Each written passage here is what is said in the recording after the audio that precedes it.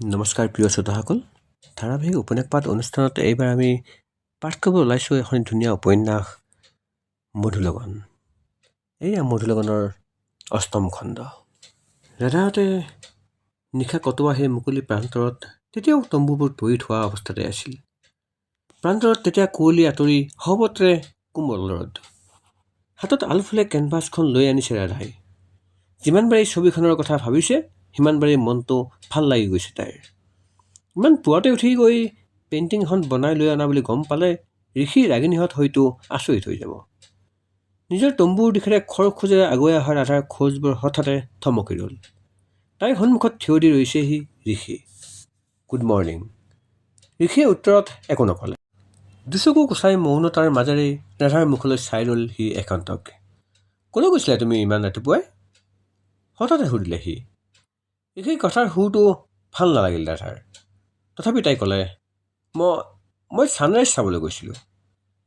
এনে কি অন্য দিনা নেদেখা বস্তু বেবী? পেইণ্টিং এখন? কাৰণটো যিয়েই নহওক, তুমি মোক নোকোৱাকৈ এনেকৈ হঠাৎ গুচি যাব নালাগিছিল। অন্ততঃ তুমি ৰাগিনী নহ'লেও জিৰিকো লগত লৈ আহিব পাৰিলাহেঁতেন। অকলে অকলে যোৱাটো জৰুৰী আছিল নেকি? সি পুৱাৰে পৰাই নিমন্ত্ৰণ কৰি ৰখা খংটোক ৰাধাই অনুভৱ কৰিব পাৰিলে। খঙত ৰঙা পৰা ঋষিক কি বুজাব, কেনেকৈ বুজাব ভাবি নাপালে ৰাধাই। তলমূৰ কৰি থকা ৰাধালৈ চাই সি এইবাৰ কোমল সুৰত ক'লে, এখন সাধাৰণ পেইণ্টিং বনাবলৈ তুমি আমাৰ কাকো একো নজনাকৈ মনে মনে গুচি যোৱাটো কেনেকুৱা কথা? এণ্ড লুক এট ইয়ৰ কণ্ডিশ্যন। হাতে মুখে ৰং সানি লৈ নিজৰ কি অৱস্থা কৰি ল'লা তুমি? অকণমান ছোৱালীৰ দৰে হ'ব নোৱাৰানে তুমি? ৰাগিনীলৈ চোৱা। শেষৰ শব্দকেইটা সৰু সৰুকৈ ক'লে সি। ৰাধা এইবাৰো কি উত্তৰ দিব একো ভাবি নাপালে। তাই মাত্ৰ উগুল থুগুল চাৱনিৰে চাই ৰ'ল ঋষিৰ মুখলৈ। মোৰ বাবে অন্তত বেবী। আচ্ছা শুনা। ৰাধাৰ সেমেকা দুচকুত চকু থৈ এইবাৰ কোমল সুৰত ক'লে ঋষিয়ে। এইটো লোৱা, তোমাৰ বাবে এটা সৰু উপহাৰ আছে ইয়াত। ৰঙীন পেকেট এটা তাইলৈ আগবঢ়াই দিলে ঋষিয়ে। তোমাৰ হাতত দেখোন ইমানবোৰ বস্তু। এইবোৰ নমাই থোৱা ইয়াতেই। বেগটো আৰু কেনভাছখন ৰাধাৰ হাতৰ পৰা লৈ ঋষিয়ে আঁতৰাই নমাই থ'লে। তাৰপিছত উপহাৰৰ পেকেটটো ৰাধাৰ হাতত তুলি দিলেহি হাঁহি মুখেৰে। উপহাৰৰ পেকেটটো হাতত লৈ ৰাধা আমন জীৱনকৈ সোমাই আহিল তম্বুৰ ভিতৰলৈ। তোমাক বৰ ধুনীয়া লাগিব বেবী। ঋষিৰ মাতটো ফাই আহিল পিছফালৰ পৰা। উপহাৰ পেকেটটো খুলি ৰাধা অবাক হৈ পৰিল। হাত দীঘল উমাল কাপোৰৰ এটি বগা গুলপীয়া ৰঙৰ ড্ৰেছ পিচ। তাৰ লগতে মিলিব পৰাকৈ সৰু বাকচৰ পেকিঙত কোমল মুকুতাৰ মালা। কিয় দিলে ঋষিয়ে তাইক এই ড্ৰেছ? এই ড্ৰেছ পিন্ধি জোপোহানি আৰু পাতলীয়া বোকাৰ মাজে মাজে এই উপত্যকাত কেনেকৈ ঘূৰি ফুৰিব তাই? ৰাধাই বুজিব নোৱাৰিলে। ঋষিৰ খঙাল আৰু বিৰক্তিত ৰঙা পৰা মুখখন মনলৈ অহাত ৰাধাৰ মনটো পুনৰবাৰ সেমেকি পৰিল। ঋষিয়ে যিমান বিৰক্ত হ'লেও সাধাৰণতে তাইৰ ওপৰত খং নকৰে। ঋষিৰ এটা খঙাল ৰূপ আছে আৰু সেই ৰূপটো কেৱল অফিচ আৰু অফিচৰ কামৰ মাজতে সীমাবদ্ধ বুলিয়েই সকলোৱে জানে। কিন্তু সেই ঋষিৰ আজি ইমান খং উঠিল কিয়? অকণমান ছোৱালীৰ দৰে হ'ব নোৱাৰানে তুমি? ৰাগিনীলৈ চোৱা। বেগ খুচৰি সৰু আইনা এখন উলিয়াই ল'লে ৰাধাই। আইনাত প্ৰতিবিম্বিত মনৰীয়া মুখখনলৈ ৰাধা লাগি চাই ৰ'ল তাই কিছুক্ষণ। তাইৰ ওঠৰ দুকণত আৰু গালত অকণমান নীলা হালধীয়া ৰং লাগি গৈছে তেতিয়াও। ৰাধাই আলফুলে গাল আৰু ওঠৰ কোণত ৰংবোৰৰ ওপৰত হাত বুলালে। ৰাধাৰ ওঠৰ দুকোণতে অজানিতে হাঁহি এটি বিয়পি পৰিল পুনৰ। একে সময়তে দুচকুৰ পতা তাইৰ চকুলোৰে তিতি পৰিল সঁচাকৈয়ে। তাইও যেন ক'ৰবাত প্ৰাণ থাকিও প্ৰাণহীন, নিৰ্জীৱ। সেয়ে হয়তো একান্ত মনোযোগেৰে অঁকা ছবিখনতো প্ৰাণ ঢালিবলৈ অপাৰগ হ'ল তাই। কিন্তু ছবিখন ক'ত? ততাতৈয়াকৈ জিপাৰ খুলি ৰাধা ওলাই আহিল তম্বুৰ পৰা। বাহিৰতে ঋষিয়ে আওজাই নমাই থোৱা কেনভাছ আৰু ৰং তুলিকাৰ সৰু বেগটো ৰাধাই আলফুলে হাতত তুলি ল'লে। তেনেতে ৰাগিনীও আহিল। তাইৰ হাতত এখন বহল প্লেট। বেবী, ব্ৰেকফাষ্ট কৰি ৰ'বা, আহা। ৰাধাৰ লগতে তম্বুৰ ভিতৰলৈ সোমাই আহিল ৰাগিনী। ৰাধাৰ হাতত তাই গুজি দিলে ব্ৰেকফাষ্টৰ প্লেটখন। প্লেটত সিজোৱা কণী, ব্ৰেড বাটাৰ, এটা কল আৰু একাপ কফি। থেংক ইউ ৰাগিনী। ৰাধাই খাবলৈ ধৰে আগ্ৰহেৰে। পিছে তুমি এনেকৈ অকলে অকলে পুৱাতে কিয় ওলাই গৈছিলা? মইতো জনা নাছিলোঁ ঋষিক সুধি সুধিহে মই চব কাম কৰিব লাগে বুলি। ৰাধাই মূৰ তুলি নোচোৱাকৈ ক'লে, তেনেকুৱা কথা নহয় অ' বেবী। ঋষিক কোৱা হ'লে সেই তোমাৰ লগত গ'লেহেঁতেন কিজানি তোমাক সহায় কৰিলেহেঁতেন সি পেইণ্টিংখন বনোৱাত। ৰাধাৰ জোৰকৈ হাঁহি এটি উঠি আহিব খুজিছিল, কিন্তু তাই নাহাঁহিলে। কফি কাপত সোহা এটা মাৰি তাই শান্ত সুৰত ক'লে, হাতেৰে ৰং চুবলৈ ভয় কৰা মানুহে পেইণ্টিং কৰাত কেনেকৈ মোক সহায় কৰিব? তুমি জানানে এটা কথা, ৰঙৰ লগত একাত্ম হ'ব নোৱাৰিলে ছবিত প্ৰাণ নুঠে। ই মাত্ৰ এখন ছবিয়েই হৈ থাকে, প্ৰাণহীন ছবি। আহ ৰাধা, তুমিও দেখোন শ্যামৰ দৰে কথা ক'ব ধৰিছা। ৰাধাই ভিতৰি জিভা কামুৰি ধৰিলে। ইমান ধুনীয়া কথা ক'ৰ পৰা শিকিলা? পিছে তুমি আজি গোটেইজনী ৰঙৰ লগতে খেলা কৰি আহিলে যেন পাইছোঁ। চাওঁ পেইণ্টিংখন। ৰাগিনীয়ে কেনভাছত আগ্ৰহেৰে চকু ফুৰাইছে। মুগ্ধতা ফুটি উঠিল তাইৰ ধুনীয়া চকুজুৰিত। ৱাও বেবী, তুমি এই ছানৰাইজ চাবলৈকে গৈছিলানে? সঁচাকৈ বহুত ধুনীয়া আঁকিছা। I am so' proud of you baby. ৰাগিনীয়ে ৰাধাৰ ৰং লগা গালতে চুমা এটা আঁকি দিলে। বেবী, এতিয়া সোনকালে ফ্ৰেছ হৈ লওঁ ব'লা, ঋষি ইৰিটেট হৈ যাব নহ'লে। আৰু শুনা, বাকী চব ঠিকেই আছে, কিন্তু ঋষিক দুখ নিদিবা আকৌ। ৰাধাৰ দুচকুত চকু থৈ শেষৰ বাক্যটো ৰাগিনীয়ে সৰুকৈ আৰু কিছু গম্ভীৰ সুৰত ক'লে। ৰাধাই একো নক'লে উত্তৰত। তাই মাত্ৰ দীঘলকৈ এটা নিশ্বাস পাৰিলে। চেল্টাৰ হাউচত গৈ তাতে গা পা ধুই একেলগে তিনিওজনী ফ্ৰেছ হৈ আহিল। ঋষিয়ে আগতেই তাত বুক কৰি থোৱা এটা ৰুমত তিনিওজনীয়ে কাপোৰ সলাই চেঞ্জ কৰিলে। ৰাগিনী আৰু জিৰিয়ে ফ্ৰেছ টি চাৰ্ট, পেণ্ট আৰু বুট পিন্ধি ল'লে। আৰু ৰাধা, ঋষি ৰৈয়ে আছিল তাইৰ বাবে বাহিৰত। ৰাধাক দেখাৰ লগে লগেই ঋষিৰ মুখখন পোহৰ হৈ আহিল। হাত দীঘল বগা ৰঙত পাতল গুলপীয়া ফুলৰ প্ৰিণ্ট থকা ড্ৰেছটো ৰাধাৰ ভৰিৰ সৰু গাঁঠি চুইছেহি। ভৰিত মুগা হাইকিং বুটযোৰ ৰাধাই মিলাই পিন্ধি লৈছে। ডিঙিত মুকুতাৰ মালা, কণ্ডিশ্যন কৰা চুলিকোছা ফিৰফিৰকৈ উৰিছে পাতল বতাহত। সি দীঘলকৈ উশাহ এটা বুকুত সামৰি ল'লে। মই কোৱা নাছিলোঁনে তোমাক ধুনীয়া লাগিছে এই ড্ৰেছত বেবী? থেংক ইউ ঋষি, ৰাধাই সৰুকৈ ক'লে।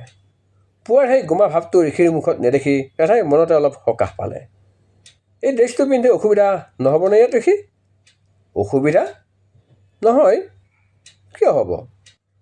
মই ধুনীয়া ঠাই এটুকুৰা চাই ৰাখিছোঁৱেই, তাতে আমি বহি কথা পাতিম। বহু কথা পাতিম হ'বনে? কেৱল তোমাৰ মোৰ কথা। কথাখিনি কৈ থাকোঁতে ৰাধাৰ হাতখনত সি অধিকাৰ বোধেৰে ধৰি লৈছিল। এটুকুৰা ঠাইতে বহিমনে আমি দিনৰ দিনটো? ৰাধাই উৎসুকতাৰে সুধিলে। আজি কেৱল বহিম আৰু কথা পাতিম। কালি কম কষ্ট কৰিছোঁনে সকলোৱে? আজি সেই একেই কষ্ট কৰিব নালাগে। আজি তুমি আৰু মই বহি কথাকেই অকল পাতিম। মুখত মধুৰ হাঁহি এটা বিৰিঙাই সি ক'লে, অল দ্য বেষ্ট। তেন্তে ৰাগিনী আৰু জিৰিয়ে ঋষিৰ সেই ৰাধাৰ লৈ উদ্দেশ্যি দূৰৰ পৰাই চিঞৰি ক'লে, দে বাৰু। সুশান্তৰ লগতে সিহঁত দুয়োজনী চেল্টাৰ হাউচৰ পৰা ওলাই গ'ল। সিহঁত যোৱালৈ কিছুপৰ চায়েই ৰ'ল ৰাধা। তেনেতে নগা মানুহজনো আহিল। ঋষিয়ে কোৱা এই বিশেষ ঠাইডোখৰলৈ মানুহটোৱে ঋষি আৰু ৰাধাক লৈ গ'ল। প্ৰায় আধা ঘণ্টা খোজ কঢ়াৰ পিছত ঋষি আৰু ৰাধা গৈ তাত ওলালগৈ। ৰাধাহঁতে নিশা কটোৱা মুকলি প্ৰান্তৰ দৰে আন এটা সেউজীয়া প্ৰান্তৰ। অৱশ্যে এই ঠাইডোখৰ বেছি ধুনীয়া। মুকলি ঠাইডোখৰৰ পৰা অকণমান তলত জিৰি জিৰি সুৰত বৈ গৈছে এটি নিজৰা। সেই প্ৰান্তত দুজন ডেকাই ঋষি আৰু ৰাধাৰ বাবে অপেক্ষা কৰি আছিল। ঋষি আৰু ৰাধাক একেলগে অহা দেখি দুয়ো আগুৱাই আহিল। ঋষি আৰু ল'ৰাজনৰ লগত কথা বতৰাৰ পৰা ৰাধাই গম পালে দুয়ো প্ৰফেশ্যনেল ফটোগ্ৰাফাৰ। কিন্তু প্ৰফেশ্যনেল ফটোগ্ৰাফাৰ কিয় লাগে? তুমি ইমান চিন্তা কৰিছা কিয় বেবী? এইটো আমাৰ প্ৰথম আউটিং, আৰু মই এই আউটিঙৰ স্মৃতি সাঁচি থ'ব খুজিছোঁ চিৰদিনলৈ। কিন্তু এই কৃত্ৰিম স্মৃতি কিয়? আমি ট্ৰেকিঙলৈ যেনেকৈ আহিছোঁ তাৰ নেচাৰেল ফটো ল'লেওতো সেয়া স্মৃতিয়ে হ'ব ঋষি। তুমি নাজানা বেবী, ফটো বেয়া হ'লে কোনে চায়? এই সময় আমি পিছত লুটিয়াই চাম, নাচাম জানো? গতিকে এই সময়খিনি আমি বেছি ধুনীয়া ৰূপত সাঁচিম। ভাগৰুৱা, ঘামেৰে তিতা মুখ, কাপোৰ কানিৰে ফটো ভাল লাগিব। পিছলৈ আমাৰ ল'ৰা ছোৱালীটোও চাব। ল'ৰা ছোৱালী? সংকোচ ভাৱ এটা পুনৰ জাগি উঠিল ৰাধাৰ মনত। কিন্তু তাই সেই ভাৱ প্ৰকাশ নকৰিলে। ঋষিৰ কথাত তাই হা না একো নক'লে। অনিচ্ছা সত্ত্বেও ৰাধা সাজু হ'ল। ৰাজ আৰু মায়াংক নামৰ ফটোগ্ৰাফাৰ ল'ৰা দুজনে ৰোমান্টিক ফটোশ্বুটৰ বাবে প্ৰয়োজনীয় ভংগীমাবোৰ ভালকৈ বুজাই দিলে দুয়োকে। কেইটামান ফটোশ্বুটৰ চেম্পলো দেখুৱালে। মাজে মাজে ভংগীমাবোৰ নিজেই লাগি মেলি বুজাই দিলে। ভংগীমাবোৰ বিভিন্ন ধৰণৰ। এটাত যদি ঋষি আৰু ৰাধা হাতত ধৰাধৰিকৈ অকণমান আঁতৰে আঁতৰে, তেন্তে আনটোত আকৌ চকুত চকু থৈ। কেতিয়াবা দুহাত ধৰাধৰিকৈ তন্ময় হৈ চাই থকা। কেতিয়াবা আকৌ থিয় হৈ থকা ৰাধাৰ সন্মুখত আঁঠু লৈ ঋষি।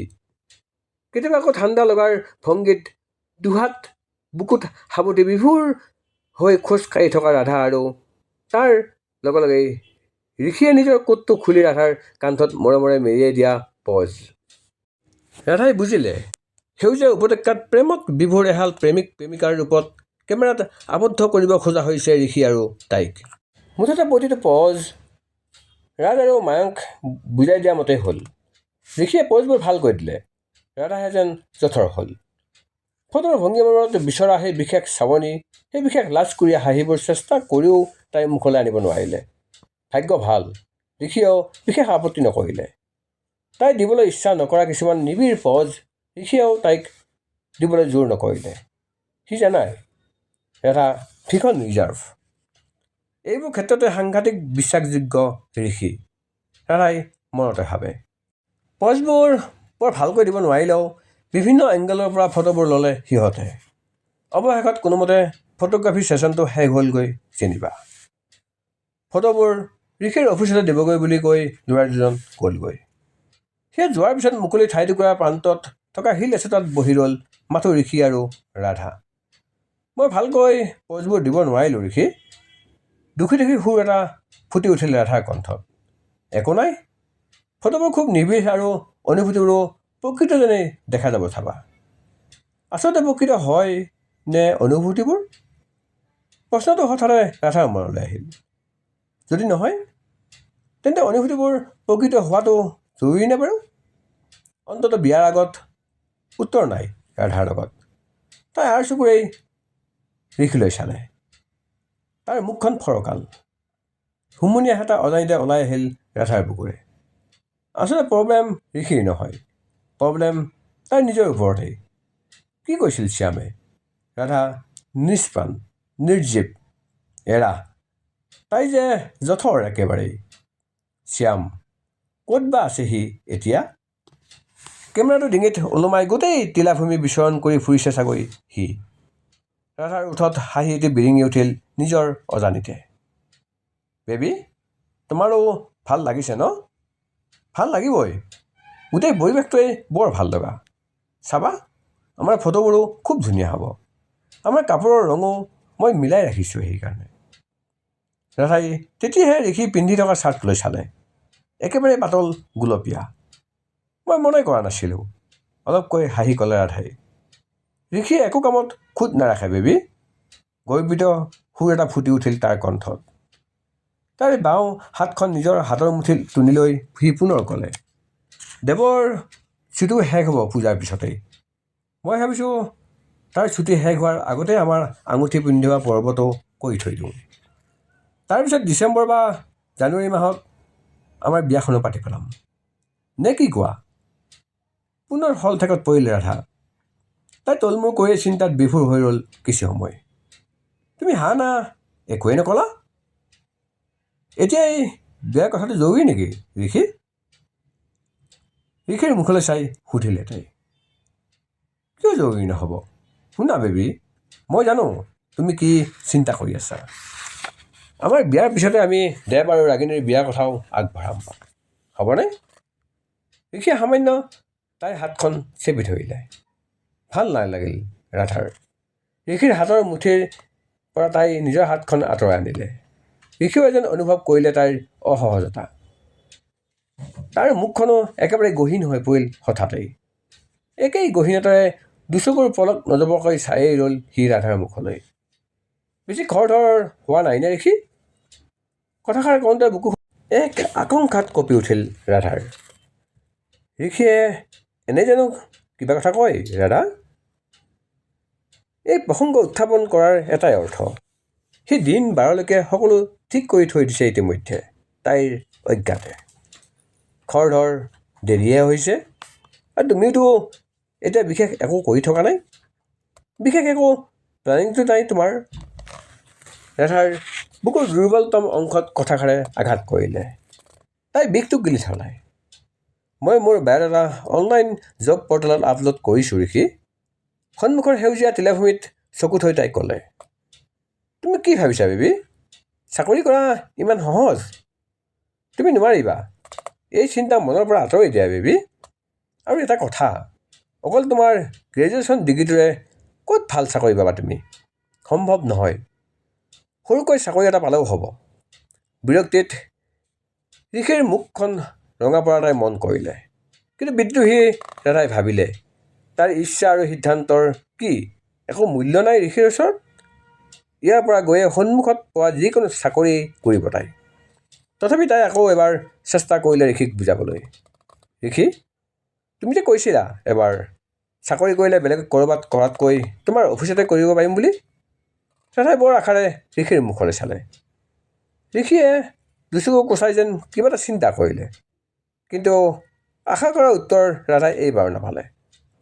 ওলোটা কেইবাটাও প্ৰশ্নৰে সন্মুখীন হ'ল তাই।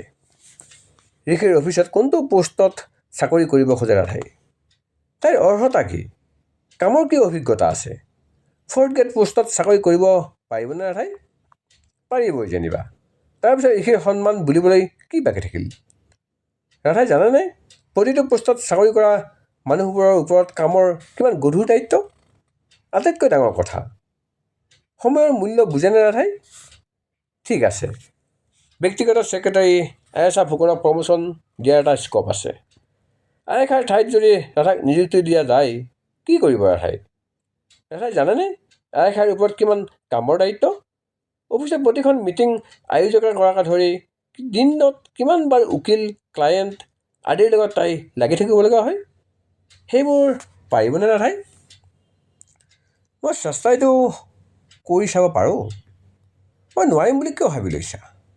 বেবী, ট্ৰায়েল শব্দৰ লগত এৰ'ৰ বোলা এটা শব্দও থাকে। সেইকাৰণে ট্ৰায়েল মই ভাল নাপাওঁ। কাৰণ ট্ৰায়েলৰ লগত অহা এৰ'ৰে এটা ফাষ্টিং গ্ৰ'ৱিং কোম্পানীক কেইবাবছৰ পিছলৈকে ঠেলি দিব পাৰে, আৰু মই সেয়া ৰিস্ক একেবাৰেই ল'ব নোখোজোঁ। বুজিছানে তুমি? ৰাধাৰ দুচকুত চকু থৈ এটা শব্দ গুৰুত্ব দি কৈছিল সি। আৰু কি ক'ব লাগে ৰাধাই একো ভাবি নাপালে। তাই মাত্ৰ অবাক লাগি শুনি গ'ল ঋষিৰ কথাবোৰক। অজানিতে দুচকুত দুটোপাল চকুলো তাই বিৰিঙি উঠিল। সমান্তৰালকৈ ঋষিৰ মুখতো স্তিমিত হাঁহি এটি বিৰিঙি উঠিল। সেই হাঁহি নিঃসন্দেহে বিদ্ৰুপৰে আছিল। সি কঠোৰ সুৰত ক'লে, প্ৰফেশ্যনেলিজিম বুলি এটা শব্দ থাকে জানা বেবী? এই যে তুমি মোৰ এই সাধাৰণ কথাত চকু মাৰি দিলা, ই প্ৰফেশ্যনেলিজিমৰ বিৰুদ্ধে কথা। সেই কথা শুনাৰ পিছত চকু পানীও নোলাল ৰাধাৰ। সেই অপমানৰ পিছত ঋষিৰ দুচকুলৈ মূৰ তুলি চাব নোৱাৰিলে তাই। ঋষিৰ কথা, ঋষিৰ সিদ্ধান্তৰ সপক্ষেই থাকে সকলো যুক্তি। তাৰ কথা, তাৰ সিদ্ধান্তৰ আগত বেলেগ কাৰো কথাই নচলে। ৰাধানো কোন? এই পৃথিৱীৰ আটাইতকৈ অকৰ্মণ্য উদ্দেশ্যহীন পৰজীৱী মানুহ প্ৰাণীটোৱে হ'ল ৰাধা। একো কামৰেই নহয় তাই। তাই খুব লাহে লাহে আৰু স্পষ্টকৈ ক'লে, ঋষি, তুমি দেখোন মোক একো কামৰে লায়ক বুলি নাভাবা। তোমাৰ পত্নী হৈ তোমাৰ ঘৰ চম্ভালিব পাৰিম বুলিনো কেনেকৈ ভাবি লৈছা? কিমান গুৰু দায়িত্ব। এখন ঘৰ, এখন সংসাৰ চলোৱাটো জানো সহজ কথা? সেই দায়িত্ব মই পালন কৰিব নোৱাৰিম ঋষি। ঋষি? ইফালে সিফালে চালে ৰাধাই। কাষত ঋষি নাই, কিন্তু ক'লৈ গুচি গ'ল সি? ঋষি? ৰাধাই অলপ জোৰকৈ চিঞৰিলে। নাই, ক'তো নাই ঋষি। তাই তলমূৰ কৰি কিবা কিবিবোৰ চিন্তা কৰি থাকোঁতেই কেতিয়ানো ঋষি আঁতৰ হ'ল তাইৰ কাষৰ পৰা তাই গমেই নাপালে। কোমল বেলিটো মূৰত লৈ ঋষিৰ অপেক্ষাত বিমৰ্ষ মুখেৰে বহু দেৰিলৈকে একেঠাইতে জঠৰ হৈ বহি ৰ'ল ৰাধা। এই নিৰ্জন প্ৰান্তৰত অকলশৰীয়াকৈ এৰি থৈ ঋষি সঁচাকৈ খঙত আঁতৰি গৈছিল। ভাৰাক্ৰান্ত বুকুখনত ৰৈ ৰৈ বিষ এটা উঠিল ৰাধাৰ, পিঠি আৰু কঁকালতো বিষ। তথাপি বহি এৰি ৰ'ল একেঠাইতে। মনত প্ৰশ্নৰ ধুমুহা। ঋষিৰ যুক্তিবোৰৰ লগত তাই দুৰ্বল যুক্তিবোৰৰ নীৰৱ কটাকটি চলিল। কি কৰা উচিত, কি অনুচিত? ঋষিৰ ইচ্ছাৰ আগত হাৰ মানি লোৱা উচিত নে নিজৰ ইচ্ছাক প্ৰাধান্য দিয়া উচিত? ঋষিৰ ইচ্ছাক প্ৰাধান্যতা দিলে হয়তো ৰাধাই এটা সহজ জীৱন পাব। কিন্তু তাতো আন এটা প্ৰশ্নই মূৰ দাঙি উঠে। সঁচাকৈ এটা সহজ জীৱন পাবনে ৰাধাই? ৰাধাৰ ইচ্ছা, ৰাধাৰ কথা, ৰাধাৰ সিদ্ধান্তক গুৰুত্বপূৰ্ণ বুলি নভবা ঋষিয়ে আগলৈ তাইৰ ইচ্ছা আকাংক্ষাক গুৰুত্ব দিবনে? যদি নিদিয়ে, সম্পূৰ্ণ ইচ্ছা আকাংক্ষাবিহীন জীৱন এটাক আঁকোৱালি লৈ তাই জীয়াই থাকিব পাৰিবনে? গধুৰ আলোচনা, গুৰুত্বপূৰ্ণ চিন্তাত অংশীদাৰ হ'বলৈ অযোগ্য বুলি ভবা ৰাধাৰ জীৱন কটাই ঋষি নিজেই সুখী হ'বনে? তাই আৰু ঋষিৰ মাজত মূৰ দাঙি উঠা সমস্যাটো কেনেকৈ আঁতৰ হ'ব? এটা দীঘল হুমুনিয়া নিৰ্গত হ'ল ৰাধাৰ বুকুৰে। এই সমস্যাটোৰ অন্ত পৰিব, কিন্তু ইয়াৰ বাবে ৰাধা নিজৰ ইচ্ছাক তল পেলাই ঋষিৰ ইচ্ছা আৰু তাৰ সপোনবোৰকে নিজৰ বুলি ভাবিব পাৰিব লাগিব। কাৰণ ঋষিৰ কথা বাদেই মাক আৰু বায়েক ৰাগিনীয়েও আনকি তাইৰ পক্ষত নাথাকিব। এটা বিষয়ে ৰাধা নিশ্চিত, ৰাধাক লৈ সকলোৰে এটাই স্বপ্ন, ঋষিৰ লগত তাই বিয়াত বহিব আৰু ঋষিয়ে দিয়া লাহ বিলাহৰ মাজত অকণো অসুবিধা নোহোৱাকৈ সুখ আৰু স্বাচ্ছন্দ্যৰ মাজেৰে তাই জীৱন কটাব। তেতিয়া ৰাধাক লৈ মাকহঁতৰো একো চিন্তাই বাকী নাথাকিব। তোমাক লাগেনে সেই জীৱন ৰাধা? নালাগে, নালাগে। বিদ্ৰোহী মনটোৱে ক'ৰবাত ভিতৰৰ পৰা সজোৰে প্ৰতিবাদ কৰি উঠিল। বুকুৰ দুৰ্বলতম কোণত আঘাত কৰা কথাবোৰে সেই চিন্তাত পুনঃ পুনঃ ইন্ধন যোগালেহি। ৰাধাইনো কি জানে? ৰাধাৰনো বিশেষ কি কাম আছে? অহংকাৰ কৰিবলৈ ৰাধাৰ নিজাকৈনো কি আছে? আছে মাথো আনে দিয়া লাহ বিলাহ। আছেনে যোগ্যতা? আছেনে অৰ্হতা? একোৱেই নাই। মাক, ৰাগিনী, ঋষি নহ'লে ৰাধাৰ জীৱনত একো নাই, অন্ধকাৰ। কান্দিবলৈ ইচ্ছা গ'ল ৰাধাৰ। যেন বৈ যাওক দুচকুৰ নৈ আজি বাধাহীনভাৱে। কোনো নাই ইয়াত তাইৰ চকু পানী দেখিবলৈ। কিন্তু নাকান্দিলে ৰাধাই। ভীষণ জেদ ভাৱ এটা বুকুত লৈ তাই কঠোৰভাৱে বহি ৰ'ল তাত। যিমানেই ভাবিলে সিমানেই যেন তাইৰ চিন্তাবোৰ দৃঢ় হৈ আহিল। এৰা, তাৰ ইচ্ছাত যুক্তি আছে, চিন্তাৰ অধিকাৰ তাইৰো আছে, আত্মপ্ৰতিষ্ঠা কৰাৰ সুযোগ তাইও পোৱা উচিত। ৰাধাৰ খং উঠিল। ইমানবোৰ কথা, ইমানবোৰ প্ৰশ্ন আছিল তাইৰ মনত, অথচ কথা আধৰুৱাকৈ ঋষি কিয় গুচি উঠি গ'ল? আৰু ৰাধা, তুমি ইয়াত কিহলৈ অপেক্ষা কৰি আছা? উচাত মাৰি উঠি আহিল ৰাধা। উদ্দেশ্যহীন খোজেৰে লুংলুঙীয়া বাটেৰে ৰাধা নামি আহিল প্ৰান্তৰৰ পৰা। বাট হেৰালেও হেৰাওক আজি। উভতি অহা চকুলোৰে ৰুধিব খুজিছিল সন্মুখৰ ঠেক বাট। ৰাধাই চকুপানীকো আখৰি নিদিলে। তিলেৰ বুকুত কটা বাটতে ৰাধা কেতিয়াবা এঢলীয়া পথত উঠিল, কেতিয়াবা তললৈ নামিল, কেতিয়াবা আকৌ সমতল। ৰাধাৰ দুই কাষে এতিয়া ওখ ওখ জোপোহানি, তাতকৈও ওখ জোপোহানিৰ মাজে মাজে শাৰী শাৰী ক'লা লঙঠা জ্বলি যোৱা গছ। ৰাতিপুৱা তাই আৰু শ্যামে মিলি অঁকা ছবিখনৰ মাজতে যে খোজ দিছে তাই এতিয়া। তলত দুটা টিলাৰ ভাজত হোৱা বৈ গৈছে এটা স্ফটিক নিজৰা।